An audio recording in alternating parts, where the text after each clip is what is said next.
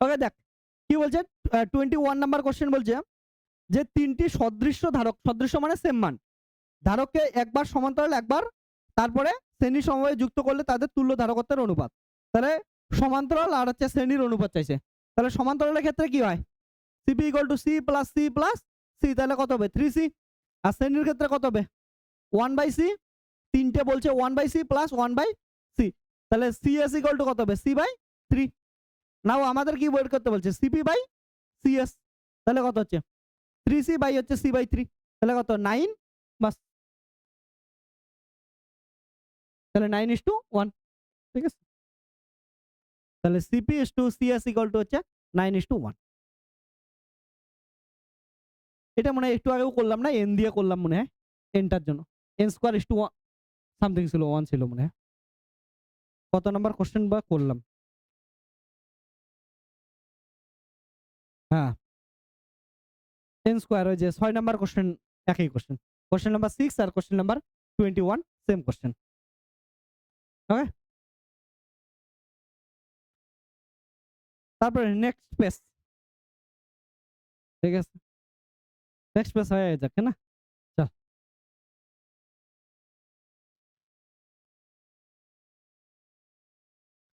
Question number হয়, দেখ ছোট ছোট কোশ্চেন আছে, cute cute cute cute question আছে, কি বলে ইয়া 25 অব্দি হয়ে যাক। ওকে, তাহলে চল নেক্সট কোশ্চেন।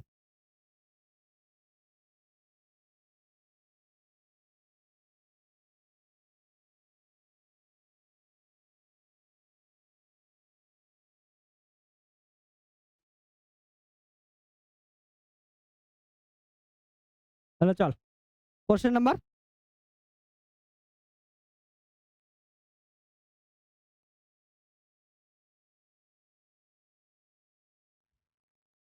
কোশ্চেন সলভ করার সময় জোশ একটু আন।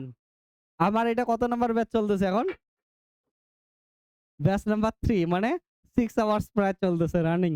ওকে,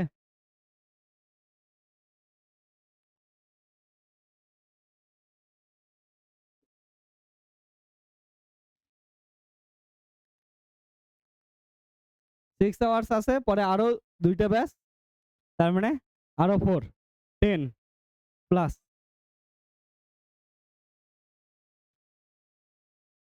এবার দেখ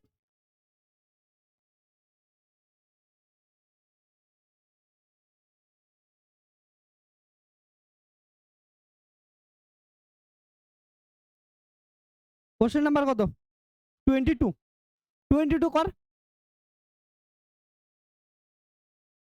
এই জোশান 22 কি বলছে, ফ্লাক্স বের করতে বলছে, কি বলছে E equal to 4i cap plus 5j cap minus 10k cap volt per metre, তড়িৎ ক্ষেত্র দেওয়া আছে সুষম তড়িৎ ক্ষেত্রে অবস্থিত S equal to 2i cap plus 3j cap metre square, ক্ষেত্রের মধ্য দিয়ে অতিক্রান্ত তড়িৎ ফ্লাক্স। তার মানে এসটা কি দেওয়া আছে একক মিটার স্কোয়ার, মানে ক্ষেত্রফল দেওয়া আছে, তাহলে তড়িৎ ক্ষেত্র দেওয়া আছে আর ক্ষেত্রফল দেওয়া আছে, কি বের করতে বলছে তড়িৎ ফ্লাক্স। তাহলে আমরা ফর্মুলা কি জানি, ফ্লাক্স কি হচ্ছে ই ডট ডিএস, ডিএস কে করলে কি আসবে ক্ষেত্রফল, তাহলে কি হবে ই ডট ক্ষেত্রফল, বসাই দে, এর ভ্যালু কত 4i cap plus 5j cap minus 10k cap dot এর ভ্যালু কত 2i ক্যাপ প্লাস কত হচ্ছে 3j ক্যাপ। এবার দেখ আমরা ডট প্রোডাক্ট কি জানি, আই এর সঙ্গে আই গুণ হয়, তাহলে 8 জে এর সাথে কি হয় জে হয়, তারপরে কত হচ্ছে 15 প্লাস কি হচ্ছে কে এর সাথে কে হয়, এইদিকে কে নাই মানে 0, তাহলে কত হবে 0, তাহলে কত আসবে 23। ওকে, অপশন আছে, ইয়েস অপশন সি, তাহলে ফ্লাক্স বের হয়ে গেল, সিম্পল জিনিস। ফ্লাক্সের ফর্মুলা হচ্ছে E dot DS, that is E dot A. এবার কোশ্চেন নাম্বার 23, 23 কার কার হয়েছে,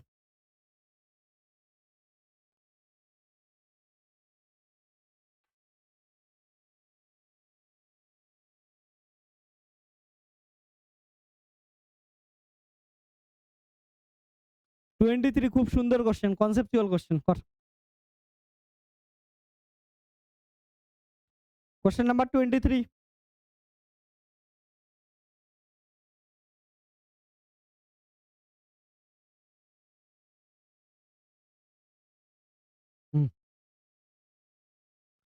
হ্যাঁ, কোশ্চেন নাম্বার 23 পড়লি সবাই?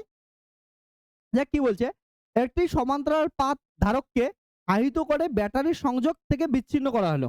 ওকে, তাহলে প্রথমে একটা আধানকে আমরা কি বললাম, ধারককে আমরা কি করলাম, চার্জ করলাম। যেমন মোবাইলকে চার্জ করলে, চার্জ করার পর চার্জার কি করে দিলি হচ্ছে ঢিল মেরলে ফেলায় দিলি, ওকে, ভাঙাচুরের কাছে বিক্রি করে দিছিস। তাহলে এবার কি বলছে, বিক্রি করার পর বলছে যে এবার পাত দুটির মধ্যে দূরত্ব বৃদ্ধি করা হলো। এবার ধারকের পাত দুটাকে কি করছে, তাই না, বড় করে দে, বৃদ্ধি করে দে। তাহলে অপশন বলছে ধারকের আধান বৃদ্ধি পাবে, পাত দুটির বিভব প্রভেদ বৃদ্ধি পাবে, ধারকের সঞ্চিত শক্তি। অপশন বলছে, অপশনগুলো দেখি এবার দেখ ভালো করে। তাহলে কি হচ্ছে, সমান্তরাল পাত ধারকের ধারকত্ব কত হয় নিজেরা বল।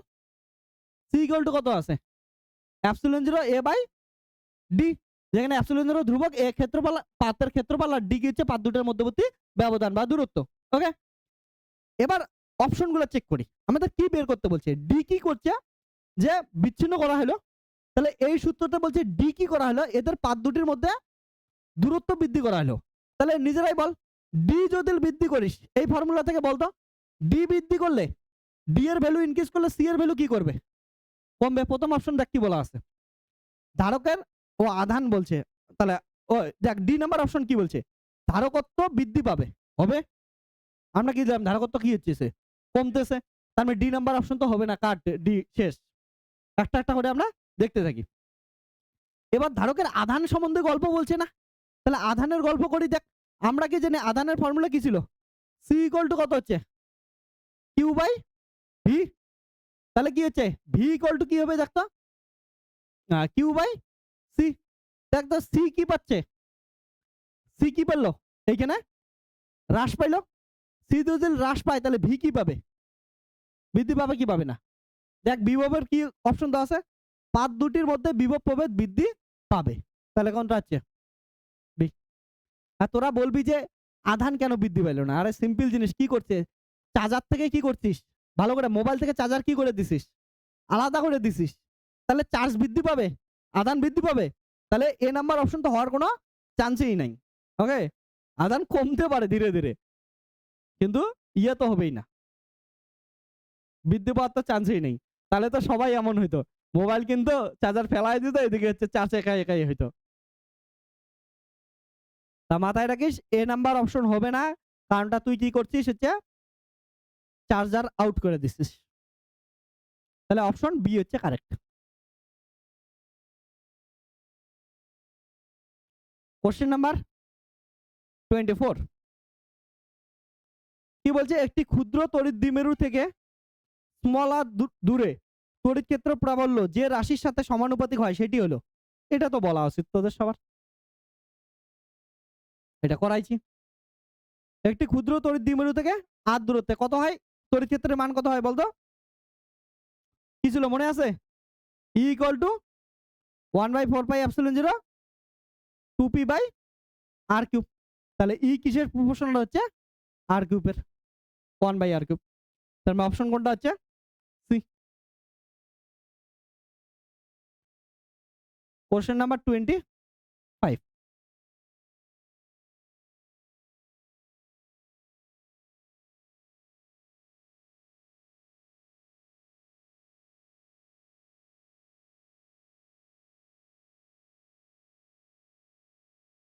হ্যাঁ এটা তো সুন্দর কোশ্চেন।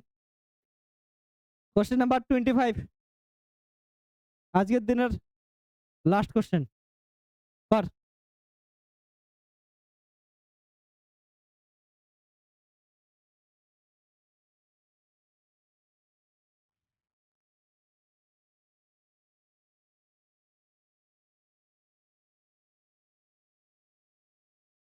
করাবো, এই যে দেখ কি বলছে, কোশ্চেন নাম্বার 25 বলছে যে দুটি বিন্দু আধানের দূরত্ব বাড়িয়ে দ্বিগুণ করলে তাদের মধ্যে প্রাথমিক এবং অন্তিম স্থিতিশক্তির অনুপাত কত হবে, এটা বলছে তো।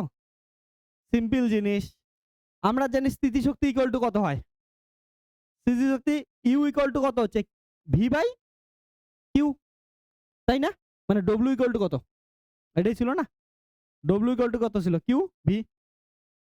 তাহলে ডব্লিউ কে কি বলে, স্থিতি, এমন হইলো কেন, কত হয় বলতো,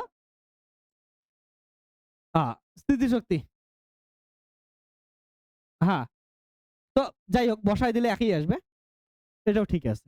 আমরা কি জানি ভি ইকুয়াল টু কত হচ্ছে, Q by 4 pi epsilon 0 R, তাহলে কত V by Q equal to কত আসতেছে 1 বাই 4 পাই এপসিলন 0 কত হচ্ছে আর, তাহলে স্থিতিশক্তি ইউ ইকুয়াল টু কত পাচ্ছি আমরা এখান থেকে 1 বাই আর এর প্রপোর্শনাল, তাই তো? বুঝছিস তো, একবারে করে দিলাম। তাহলে 1 বাই আর এর প্রপোর্শনাল মানে 1 বাই 4 পাই এপসিলন 0, এগুলো তো ধ্রুবক। হ্যাঁ, তাহলে কত করে দিলাম 1 বাই আর। এবার কত গুণ বৃদ্ধি করা বলছে, দুটি বিন্দু আধারের মধ্যে দূরত্ব বাড়িয়ে দ্বিগুণ করা হলো, তাহলে প্রথম অবস্থায় কত হবে,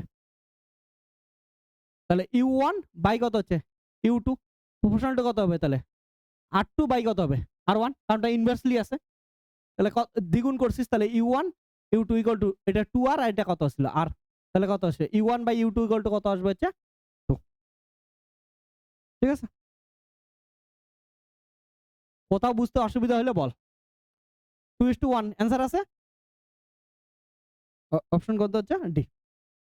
দেখ কোথাও বুঝতে অসুবিধা হলে বলিস। এটা থেকে জাস্ট কি লিখলাম, u1 equal to 1 by r1 লিখছি, u2 ইকুয়াল টু কত 1 বাই r2 লিখছি, এখানে বসাই দিছি। ঠিক আছে, আর r2 ইকুয়াল টু কি বলছে দ্বিগুণ করা হয়েছে, তাহলে r2 ইকুয়াল টু কত হচ্ছে 2 ইনটু r বা r1, কাটাকাটি কর, যেটা করিস কর, সিম্পল জিনিস। তারপরে কোশ্চেন গুলো সহজ ছিল, এই পেজটা করাই যেত। হ্যাঁ, কি বলিস? ঠিক আছে, তাহলে আজকে থাক। নেক্সট লেকচারে আমরা কি করব হচ্ছে 26 থেকে স্টার্ট করব, বাকিগুলো করব। ঠিক আছে, তো তোরা আগে বাড়িতে কি করিস, যতগুলো পারিস অ্যান্সার করে আনিস, ওকে? তারপরে দেখবো যে কতগুলো ঠিক হয়, আর ফর্মুলা শিট রেডি করিস ওই হিসেবে, আর তুক্কা মারবি না কেউ, ওকে? মানে গেস করবি না, option A B C D idea মারিয়ে দিলি, করে করে বলবি, ওকে? আর দাঁড়া, তোরা একটু দাঁড়া 2 মিনিট। ঠিক আছে, যাবি তো? মুকেশের বার্থডে, ছোট্ট একটু কেক কাট ছেলেটার জন্য। আমার এখানে যারই বার্থডে আমি জানি, কোনোদিন এখন অব্দি কোনো স্টুডেন্টকে এমনি এমনি যাইতে দেই নাই, ওকে? বাট আশা করিস না বড় কেক কাটবো, তোর জন্য 5 টাকার বাবলি কেক কাটবো, ঠিক আছে? মুকেশের সাইজও এত বড়, তার জন্য মুকেশের জন্য কেক এতটা কিউট সা ই টু দি পাওয়ার এক্স। ঠিক আছে, ওকে চল টাটা, আজকে এতটুকুই।